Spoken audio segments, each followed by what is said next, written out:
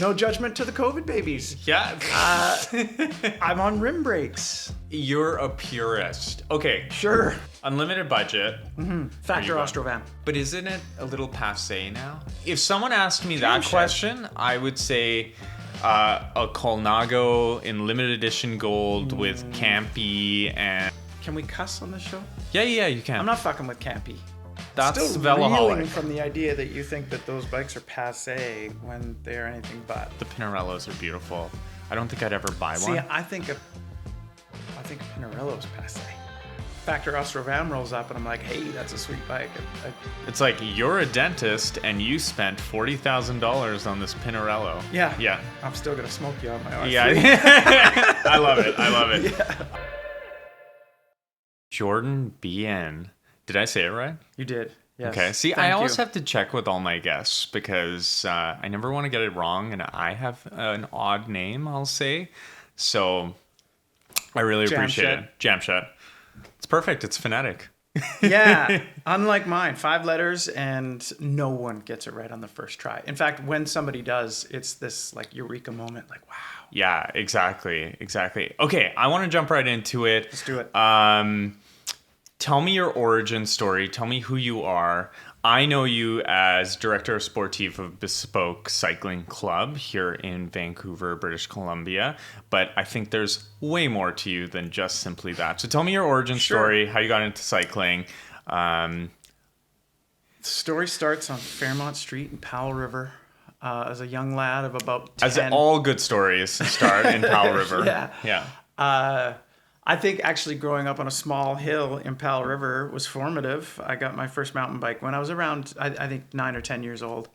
And what was it?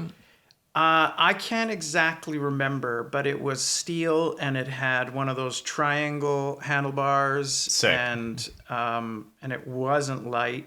And that, in order to go anywhere, I had to climb the hill to go anywhere. And I think, that's where our origin story starts. Yeah. And then in my teen years, I saved up and I bought nicer bikes, specialized hard rock.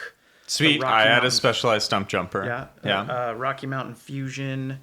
Worked up, I think, to a Rocky Mountain Hammer Race. But, the theme here being like 26-inch wheel, 90s mountain bikes. And chasing bigger and faster kids through the woods. And eventually... we'll just go through this quickly. Yeah. Early 20s, I went to college in Victoria, and then I worked as a bike messenger for a year. Interesting. An exact calendar year, in fact. So I saw, a full Canadian winter as a bike messenger, and got pretty fit and started racing cross country as well. Just using that sort of daily driver fitness to go out and do some bike racing. Actually, there was a guy I raced with back in the day who I still race against today here in Vancouver. And that reunion story is pretty interesting. It was there was a huge gap though between racing in my early 20s cross country, and I was awful, citizen racer, mid-pack finisher, really nothing. There's never been anything particular. You're the man's man, that's all of us. Journeyman of sorts. You got it, right? Yeah. Somebody has to fill that pack. And that's always been my role. Yeah. But I took a long gap, I guess during the time I was married, etc. Yeah. And then when I got divorced, there was a pretty big hole in my life. Suddenly I had my kids half the time. Suddenly I had, half of my time to myself. Mm-hmm. And the choice of how to spend it was pretty obvious. I started buying bikes again and got a road bike, a Brody road bike, which is not a very common thing. Yep. My dad still has it. And started riding again and just caught the bug fiercely again. And what year was that? Oh boy, let me think. It's around 2013.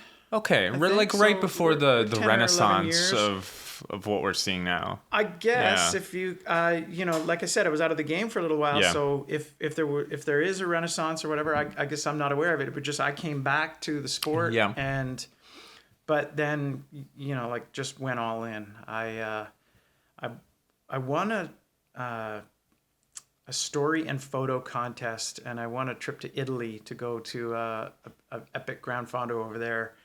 And that sort of kickstarted even more training. And I came back with this like mountain air fitness. And it was just like, it feels like the 9 years hence have just been a blur of riding every single day, setting distance records every single year. It snowballs pretty fast, hey? It's kind of I have no crazy. regrets, Jamshed. No, it is just a pretty fantastic way to live. And I had no harm in prioritizing it. It very quickly becomes something that's a hobby, something that you do, into a lifestyle. And I genuinely mean that. When people at work say, "Oh, that's a really cool hobby you have," I was like, "No, it's not. It's a lifestyle. It's literally from when I wake up in the morning to when I go to sleep at night. Even if I'm not on the bike, it's everything I do, everything I think about." Hobby is something you do on the side. This is something that work is something that I do on the side. In a way. Absolutely. No, I am right there with you. Obviously you took it back up again in maybe a tumultuous time in your life. What did it mean to you, and what did cycling do? It's a kind of medium for healing in a lot of ways mentally, but obviously it's a physical activity. It filled the void, for a lack of a better way of saying it. I've said this before, but it served as therapy, as you say. Like it gave my any mental health issues that I had from the loneliness and kind of recoil of divorce. It filled that hole. It gave me a social life. It gave me fitness. It gave me purpose. It was everything, and it continues to be, right? Like I think that's where the obsession comes from, is that it's like this thing, this simple 2 wheels and a chain and some gears gave me so much that I just can't wait to wake up every morning and give back to it. Right? No, absolutely. I think I've been having an interesting thought in my mind, and maybe a little bit of a discussion that I'm having internally. I shared with my wife last night, actually. It's an odd sport, and I guess we share this with endurance athletes and runners as well. 99% of us will never win a bike race, but we're all still obsessed with it.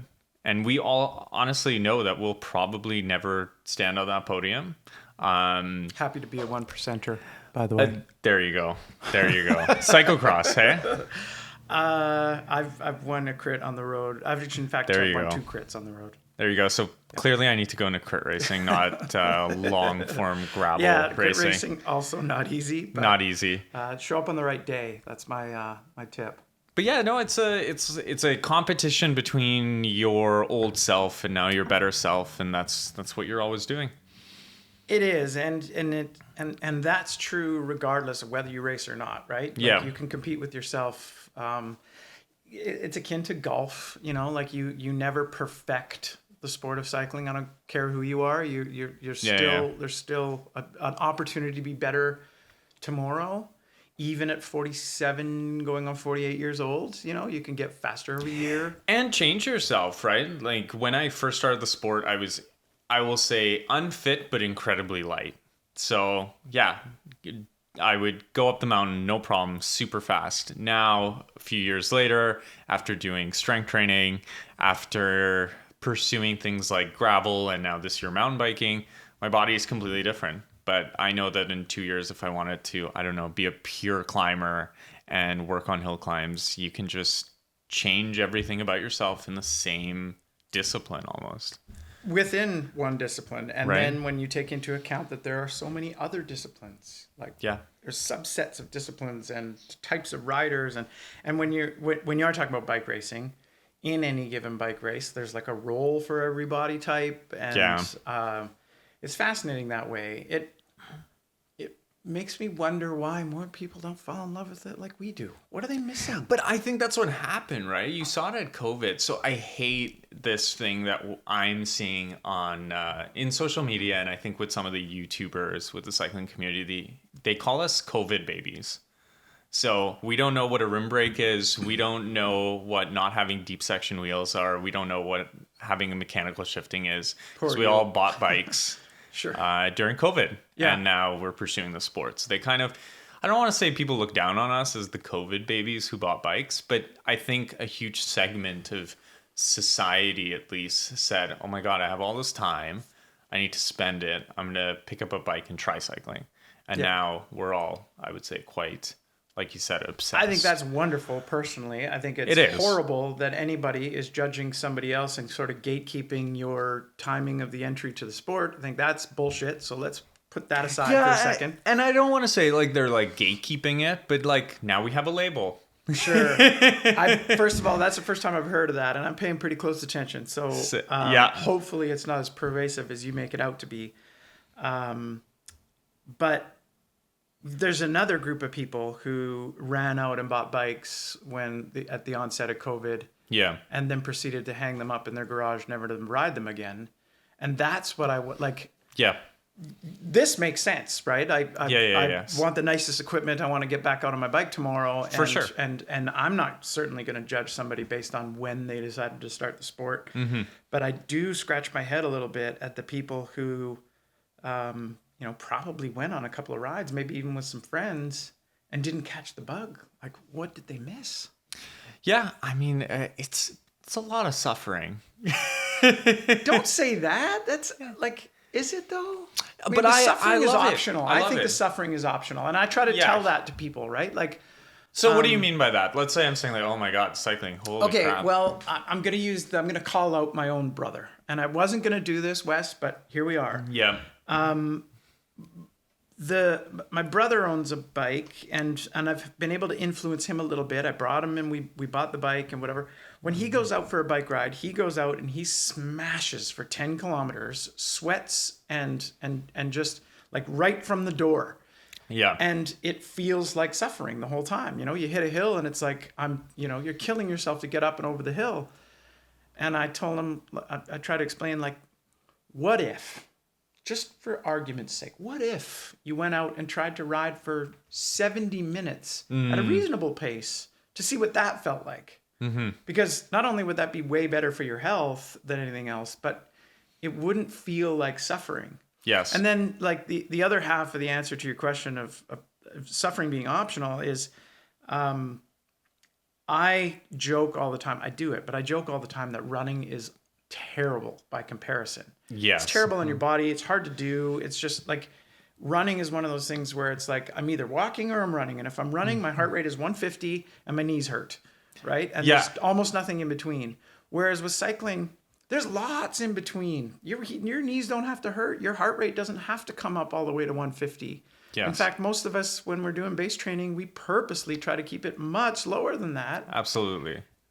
And so I think, like, the notion that cycling is suffering might be the image, but we might be just cracked the code of the image problem that cycling has, is that it seems so exclusive because the assumption is that there's suffering involved when we choose to suffer. I think that's a really healthy way of looking at it. And not everyone has to be cracked like some of us in our sport, and we can change how we ride as well, because you see the maturity in a cyclist who's done it for a couple of years and they are not killing themselves every time we go up Grouse or Seymour or whatever climb it is. I tried to explain that. Right? It doesn't have to be a PR every time, right? No. It's like as soon as you can take that pressure off yourself. I mean, the biggest joy I had last year is I can zone to go up Seymour. Why? Because I've had the training and I haven't killed myself every time. And you listen to structured training, and a lot of it is in the lower zones, right? You're not for anybody doing who's watching this that doesn't know better. Yes. Like, to be in zone 2 and not have your bike fall over when you're going up Seymour is an accomplishment. That's yeah, good. You work at it, and then it's like a huge pleasure to like do a climb and not be huffing and puffing at 180 BPM. So I think there's a lot of truth to what you're saying. You've seen a lot in the sport now too, so I want to get... Don't get me wrong, the suffering is wonderful. I love the suffering. I just don't want people to assume that there's no other option, because there is. Like you can ride on the flat, you can ride in the draft of a friend, or... And now the bikes are so good that it is a pleasure to just go out and... So I broke my Garmin recently into 1,000,000 pieces on a mountain bike. I've done Classic. Done that too. Yeah. Yeah, we have that in common. 520. I even tried to replace the screen. Yeah, forget it, right? It's a sad day, man. It is a super sad day, but I had a great experience recently of going out for a ride without a GPS computer, and you have nothing, right? And you're like, oh, I just have to be in the moment and look around me and think about my body and how it's reacting to what I'm doing. That lasted a day, or? No, I mean, it's still broken. Wow. Okay. Yeah, you know what? They're expensive now, but I'm just gonna wait till the summer at this point. Get a Wahoo. I just can't do that to myself. I just can't. Why? They're just not as good. I had one initially. I disagree. I think they're better. Why? Tell me. I think the single biggest difference is it depends, I suppose, on the Garmin model, but it feels to me like is that touchscreen? That's touchscreen. Yeah, but it's still like, it feels like the difference between, I think like a Wahoo is the iPhone. Yes. And a Garmin is like the Nokia flip phone. Like it is that T90, like tap tap tap tap tap tap tap tap tap tap tap tap tap tap side menu sub menu. And you can play Snake in the second. Yeah. Which is trash. Whereas with my Wahoo, I pull up my phone and I want my screens to look like this, and I put it away. And there's beautiful colors. Great big huge power number in 60-point font staring back at me. No, man. Trust me on this one. I know, it's half the price too. Try it out. Vastly superior. Maybe I should go back. I wouldn't say it's half the price. My GPS was probably $1,000. They're still... Oh yeah, I guess you have the really nice, big, beautiful one. Don't You don't need it, right? It's maybe I'll take your advice. I'm like, at least give it a try. I know, I really should. I have the whole Garmin ecosystem, right? I have the pedals. As did I, but they all pair. Like heart rate monitors, I go through those like I go through socks. Yeah. So I'm on my probably 5th heart rate monitor, and so I've now got the Wahoo heart rate monitor, but everything else is still Garmin, and it all. Okay, I'll try. I can always return it. I didn't come here to plug a brand or a company or whatever, but I feel pretty strongly about your Wahoo. I would never go back. Like I had a 520, and it was all side button nonsense. That's horrific. It's horrific. I can't believe they even still offer the new models without touchscreen. Yeah, it's ridiculous. But the menus thing is still horrific, right? Yeah. Now we're really going to get into the weeds of this now. Yeah, let's go. Bring it on. People don't do this with me. So. You know what's different about the two of them as well, in terms of the technological limitations, is that Garmin offers you the ability to have different profiles. That's right. So I can be a Garmin roadie today. I can be a Garmin cyclocross rider tomorrow. I can be mountain bike. And all of those are different profiles, different screens, and so on. It is nice. The difference with Wahoo is it's not profiles, it is just screens. So I can toggle my screens based on the type of riding I'm doing. Yeah. But I can't program the profile to do certain things.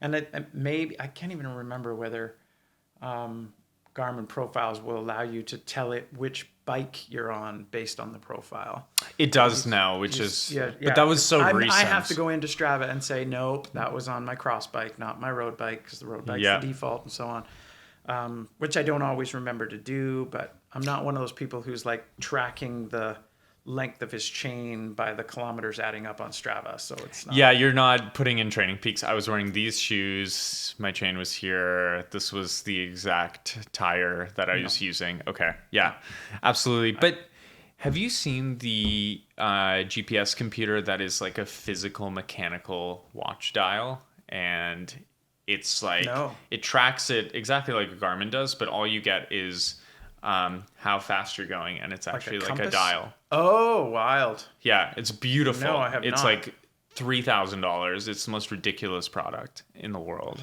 I'll show it to you after. I think Silka bought Hear it. this But today. yeah. That's okay. I'll send you the link. You can use my discount code. How many Perfect. days till Christmas? Yeah, right? But I love that cycling is going to a place where these products are starting to exist, and people can take it to that next level if they want to. I'm all about the passion and the aesthetics, so. I have no qualms about, desiring the latest and greatest kit. What are you desiring right now? Gut response is a brand new road bike. Like you asked me, and it was like the brand new road bikes flashed through my mind. Okay, perfect. Because I have My a bike segment. is 9 years old. Yeah, that's. Like, no, you know what? No judgment. You're explaining no judgment to the COVID babies. Yeah. I'm on rim brakes. You're a purist. Okay. Sure. Yeah. I gave you unlimited I budget. have a story about that. Yeah. Okay. Unlimited budget. Mm-hmm. What road bike are you? Factor Ostro van. Okay, it's downstairs. You can see mine. Yeah. But isn't it a little passé now? It's like every single person in Canada who has $20,000 has a Factor Ostro van. Maybe not a question for a guy that doesn't own a Factor Ostro van, because. But why? Clearly, why? This fascinates me. I have it. Well, okay. If not, then Canyon Air Road. Again, passé. Why? If someone asked me that question, I would say a Colnago in limited edition gold with Campy and with apologies to my Italian friends, I would way rather the more domestic. Yes. I'm not gonna.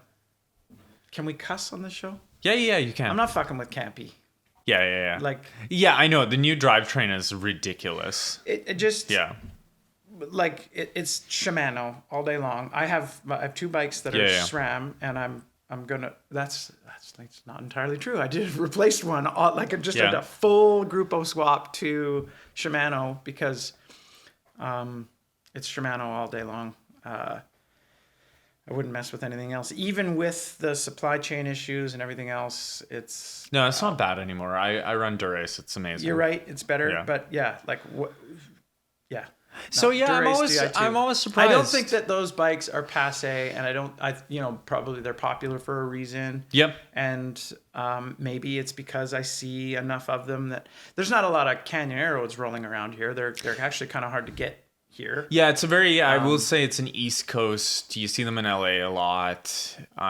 Big in Australia. Big. Canyon is very big in Australia. Anywhere that, you can sort of buy them more directly, but it's a pain in the neck to ship them here at this point. And I thought for a while that VeloFix was going to help us out with that and have more of but it doesn't seem to be like the prices online get you all excited, and then you have to like calculate duty in your mind, or you have these stories of people like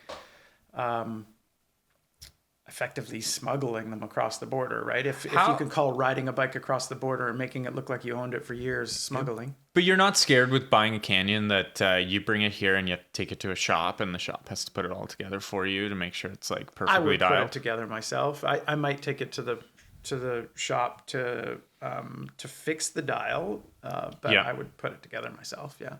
Yeah. I'm a fairly proficient bike mechanic until you get into the really fine art of things like bearings, and there are derailleur adjustments that go a little bit beyond my level of technical skill. I like to have a couple times a season have somebody professional dial things in for me, and then it slowly slips out of whack, and then here's my plug for the day. If you get your bike dialed by Phil at Velaholic, you will never go back. It'll be a huge problem for your wallet. It'll be a huge problem that you have to go see him and book a time. It's a ringing endorsement. I'd love to hear it. Yeah. It's on a different level. It's pretty ridiculous. So, and if you buy a Factor Ostro van, I would say that is the shop to do it. Yeah. Phil will hate that I'm saying this because he probably builds every interesting factor Ostro in British Columbia and probably hates doing it because he literally, a lot of the time with a lot of our friends, he had to take everything apart because it comes like half built, right? Mm-hmm. And then has to sit there and perfectly adjust the BB and maybe shave down a little bit of factors, not so great frame builds. And then put it all back together to make sure that's perfect. But that's Still velaholic. reeling from the idea that you think that those bikes are passé when they are anything but. Aren't you? Yeah. I think I am a little more crazy when it comes to if someone gave me an unlimited budget, then I would be like. Yeah, I mean, I still, maybe I'm realistic in the sense that it's like I know I'm going to ride the balls off that thing and still need to maintain it and tool it myself, right? So I'm not switching to camping. Will you ride in the rain? Master links. Would I ride a road bike in the rain? No, not really. No. Okay. No. Because I have a cross bike. When it's raining, it's take the cross bike. That's the funny thing too, is that like it's not as though any of my other bikes are of lesser quality or anything, but they are designated dirty bikes too. Yes, kind of, right? absolutely. Like people always ask that, like, well, why is it that like as soon as it starts raining, you ride your cyclocross bike? And it's like because it's a cyclocross bike and it's like the rain cyclocross. They're absolutely hand in hand, right? Yeah. No, you know what? I respect it. I own the Factor. I love it. It's the fastest bike I've ever ridden.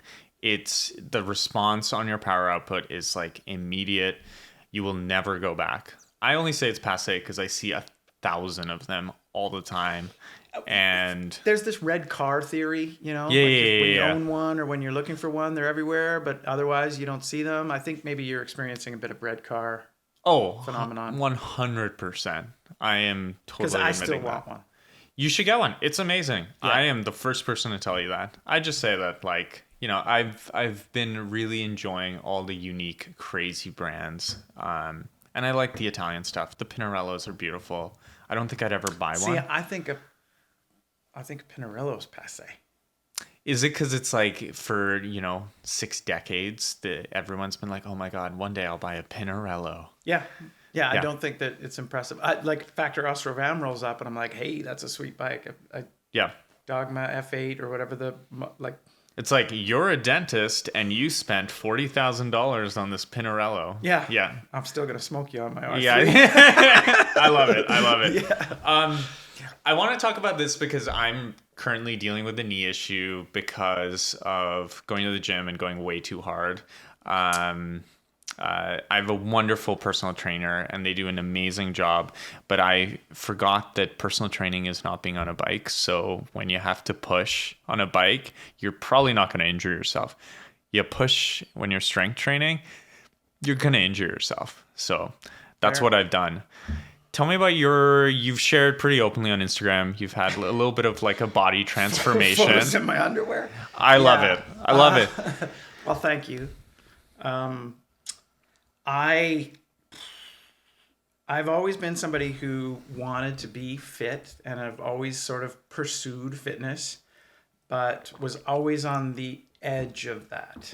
Mm-hmm. And I decided, what would happen if I did everything right? What if I removed all excuses and went by the book in terms of like what you're supposed to do to get fit and for lack of a better term, shredded, right? And so I did. And that was August of 2022. And by December, January, it was like, holy shit, this works, right? Like diet in particular, right? So it was diet. So you were counting your macros and like what was a normal week of eating or a day of eating for you? What was the big shift? It has been how many months? And it's more or less the same diet to this day. Wow. I hired a trainer and they were remote trainers. Wasn't like the kind of thing where somebody followed me to the gym or whatever. I hired a service who set me up on a training plan and the nutrition plan. And the answer to your question is it's high protein and the right amount of carbs. What's the right amount of carbs? From memory, I think I was in the early days. I was at like 160 grams of protein, maybe 250 grams of carbs, 2,400 calories. It started at maybe 25, and then gradually, like, sort of took some calories away as I went because I was losing weight. Yep. And that formula, 2.5 liters of water a day, 2,400 calories with a very active lifestyle. And I mean, I went all in. Like, I was doing 2 a days where I would go to the gym and then still do 90-minute zone 2 ride. That shit is effective, man. I mean, for a lack of a better way of saying it, like, you get pretty lean, pretty strong, and you want to talk about going uphill fast. Like, if you shed 5 pounds of dead weight, for a lack of, Yes.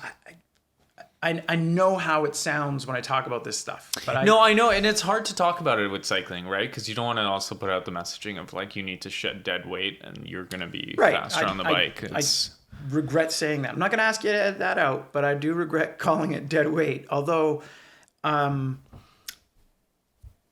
there is no denying the fact that lean muscle, like, I have no problem with putting on lean muscle. As a cyclist, any weight that isn't lean muscle doesn't serve you when you're even riding in a straight line, right? So can I say that you're also, like, advocating for a fulsome methodology of really getting fit? It's not like go ride your bike a shit ton and then starve yourself. Absolutely. Yeah. No, if there's one thing that worked really well with this, is that it did not involve starving myself. It did involve careful measurement of those macros, like you mentioned. Yes. It is I said high protein, but I don't mean low carb. Like, you have to be able to fuel athletic performance with carbohydrate. It's just that there is a limit to the carbohydrate that you need to fuel that athletic performance, and there's no benefit to going over that number. And anything, it gets stored in all the wrong ways if you do. I'm not advocating for anything. I'm telling the story of what I did to take a photo in my underwear on Instagram. I think that's it. I don't think anybody needs to replicate anything that I did. To be totally transparent, though, I am passing along that knowledge. I have a couple of athletes now training with me. Amazing. Where I've taken that methodology, if you will, and sort of shared it with them. The simple way to explain it is to say that I was paying this service to instruct me, and I reversed the flow of cash, where what worked really well was the daily accountability. Yes. Today you do this, you drink the 2.5 liters of water, you hit those macros in terms of nutrition, you have, X number of gym trips per week. On top of that, I added all kinds of riding, or didn't add riding, it just was always a rider. And I decided that it was the daily accountability that was the magic.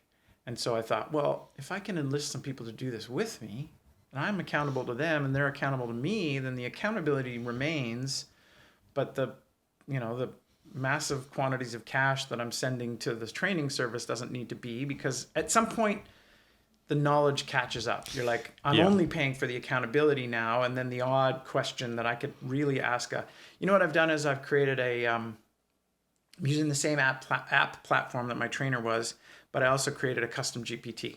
And, it's trained up on all of the, Joe Friel training with a power meter, and the Andrew Coggin power scale and all of that stuff. Yes. And you can go in and ask my custom GPT.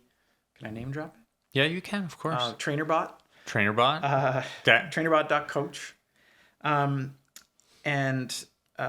Actually, that doesn't link to the custom GPT. You'd have to message me. But anyway, ask it any question. And I'll go in and say, like, I'm a 47-year-old bike racer who wants to, build a sprint, and I need a 6-week training block, and I want you to tell me to go to the gym 3 days a week, and, give it a proper prompt, and then whatever its output, take that, move it into the app as and sometimes you have to say, no, I want the actual workouts, reps and sets and the whole deal. Like give me everything in detail, and you enter that into the app, and then the app becomes the bad guy. Monday's leg day. Yeah. Looking back on it, isn't it crazy that these resources are now out there and it's free? So much has changed so fast. Yeah. I mean, I use it in my work, and like we had a conversation before we were rolling tape about, even podcast production, and kudos to your production staff. We're just off camera. Yeah. Because there's a great deal of manual work involved with producing something like this. And I told you about how, like in my business, I have like just all these automated tools where I just, you throw content at these tools and you get content back, and I just live with what I get back. But the fact that is possible, whereas I did the thing with the ring on the table. Good. All good. That's what we have AI for. Yeah, exactly. Right. This is so germane to this conversation that it's like, that there is a tool that will remove my ring banging from the table is really what we're talking about. Like it's mind blowing that such a thing is possible. Whereas used to be, I went to TV school in college, and we used to do like razor editing of tape. If the banging of the ring on the table was a blip in the waveform of the thing, you had to physically cut it with a razor and tape back together, removing the cough or whatever it was. Like that was an actual exercise in school. And there's beauty to that, right? No. Is that mind blowing or what? No, it's actually slicing the. Anyway. But it speaks to where we're headed, I think, as a society in a lot of ways, right? We're feeding into technological determinism, right? Like the more that technology can do this for us, in my head, is the more I can go ride my bike. Be successful at my job, be successful at maybe making a podcast or what have you, and automating things so that I can go do a passion. It's crazy. I feel like that's where we're headed. It's crazy times. Like I have teenage kids, and my son has an aptitude for coding and really enjoys tooling around with things. Like he's built these crazy animations in 8-bit, where he just endless hours of making a little 8-bit thing, like run and jump and all of this stuff. And I sort of was always encouraging him to do that, or to learn, code languages and all this stuff. And we're really getting off the plot here. No. It's part of it. But now I've been trying to tell him, like, learn what it is to prompt an AI to, like, enjoy this, the coding endeavor and everything that I told you about before. Like we were using these, like, the code.org tools to help a kid learn, basic JavaScript and things like that. And now it's like, well, don't ignore the fact that you can have tools do all of that for you now. And that you should be thinking like, and he'll say things like, yeah, but it won't do X. And I was like, be the person that figures out how to make it do X, or think ahead to the time when it can do X, because it'll be 4 to 6 weeks. If you're saying that it won't do that thing, first of all, probably you're wrong about that. And second of all, in 6 months' time, it will. Like, that's how fast things are evolving. This is no longer a cycling conversation. But No. But it's vastly interesting, right? Because all of these things, like we were talking before, right? Like it's totally a lifestyle. Yeah. Right? And it feeds into everything we do. I think sometimes people think like all we talk about is cycling, but it feeds into everything we're doing, whether it's like working with our kids on something or cooking dinner, or I know that if I was better on the nutrition front, my wife would benefit massively, and she'd be very happy if we cut down on the amount of carbs. Oh my God. So no, it all feeds into it.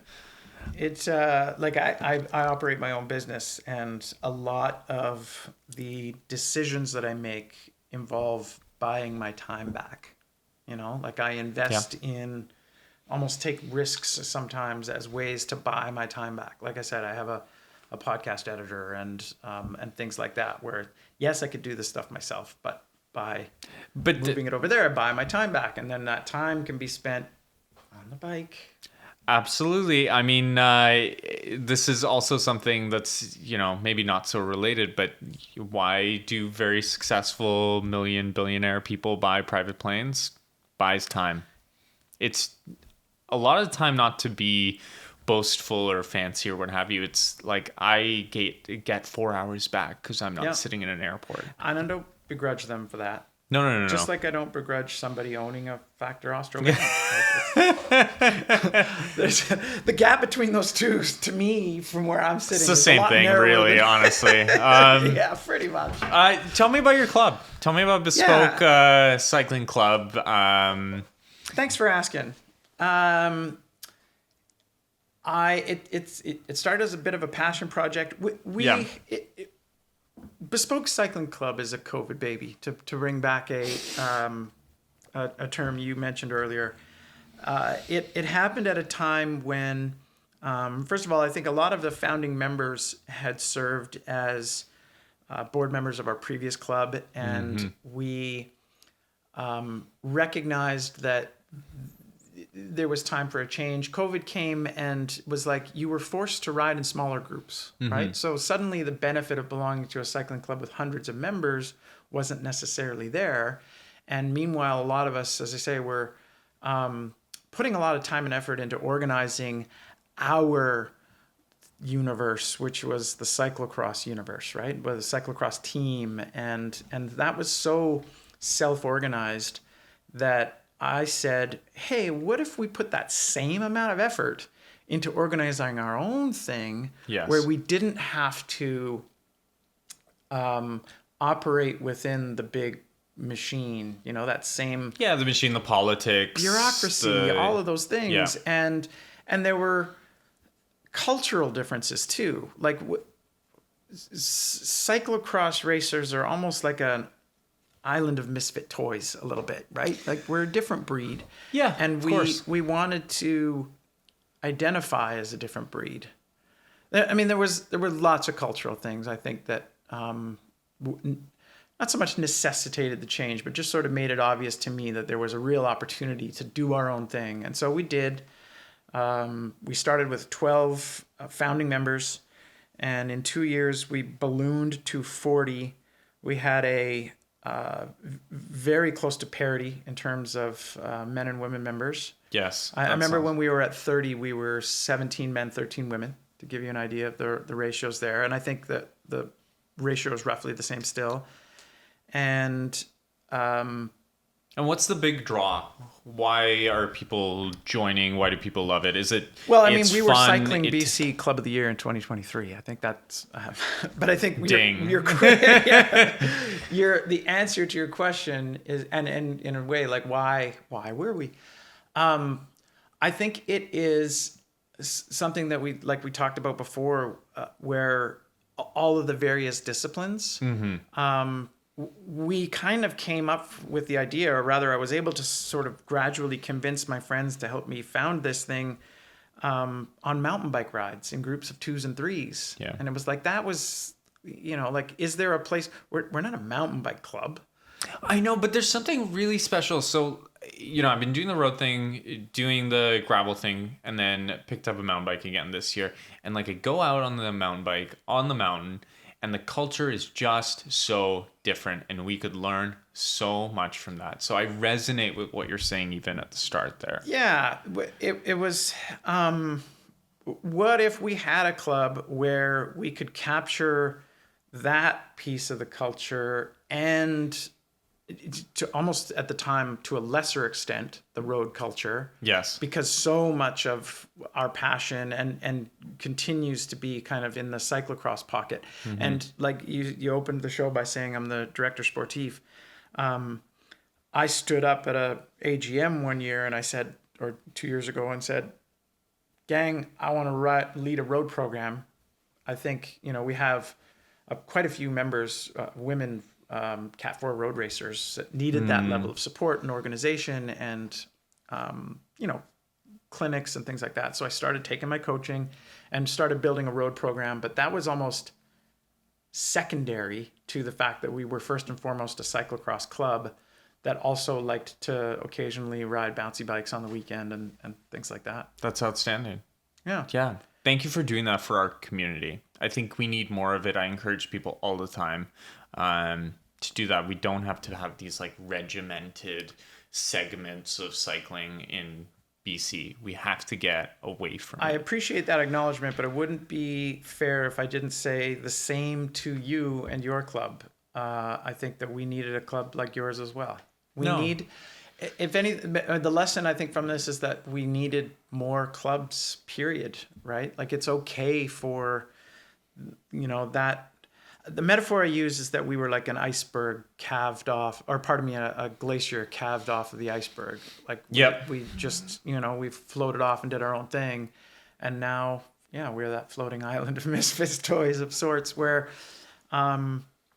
that's okay. We can be a floating island with you. It's all good. One of the things I remember I pitched to you was to say that cyclocross is a gateway drug to bike racing. Yeah. And that's part of, I think, the essence of our culture is that we're not first and foremost a cyclocross club. We are inclusive in the sense that, like, if you want to try bike racing, what if you just showed up to a cyclocross race and run what you brung and gave it a shot on your flat bar, rigid mountain bike or your commuter, or who cares? It doesn't matter. Cyclocross is weird in the sense that, like, you need all this specialized equipment to race with the elites or to compete for a provincial championship. Yeah. You absolutely do not if you want to show up to a race and have a great time and do the pumpkin cross, right? Like,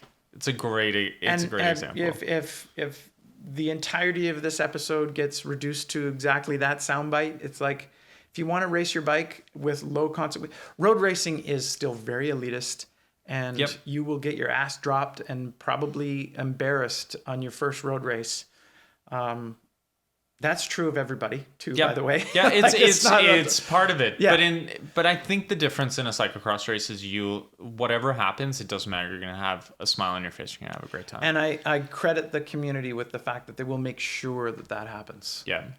And that is I guess maybe if there was an essence of our club, it was that, and continues to be the focus of our club. We like to use the word promoting diversity. Mm-hmm. I know that word means a lot of different things, but I think in particular to us, it was diversity of types of cycling. It's diversity of skill level. And diversity of probably how you're feeling every time, right? In road cycling, sometimes it's a very singular pursuit to go fast and make the other suffer. Yeah, and it causes something of an image problem for the sport as well. And that's something that we acknowledged early on too, is that, like, you start a cycling club, and if you don't have some level of intent upon changing the perception of the sport a little bit, or there's this, we haggled over the language that we would use to promote our club, and we don't use the word inclusive. Mm-hmm. And the reason why is because if we're inclusive, we become a reflection of the cycling community at large. Interesting take. I like that. Yeah. I won't say anything else because you're intelligent enough to figure out exactly what I mean by that. Like, it looks too much like me, right? Yeah. Like, and that needs to change. Like, we even people, especially people like me who look like me, need to be sending a different message. Yeah, totally. So, on that note, I think we end, Jordan. I really, really appreciate it. I noticed we got the 5 minute. We got the 5 minute. We got the 2 minute. This guy's a little long-winded. Can you wrap him up? We got the minus 10 minutes. No, truly, thank you for being here. It's been a conversation I've wanted to have with you for a long time. Then I'm glad I reached out and said, "Hey, Jamshed, can I be on your podcast, man? Because this is like, this is how the real ones do it. It's just I love it. It's been a pleasure to have you. So thank you, Jordan. Thank you. We always end with a fist bump. We don't do the handshake. Right. We COVID can't. babies. COVID babies, right? We do the fist bump. All right. Thanks, Jordan. Thank you. Appreciate it. Thanks for checking out the Super Domestique Podcast. Follow us on Instagram or find us at thelastdrop.cc to learn more.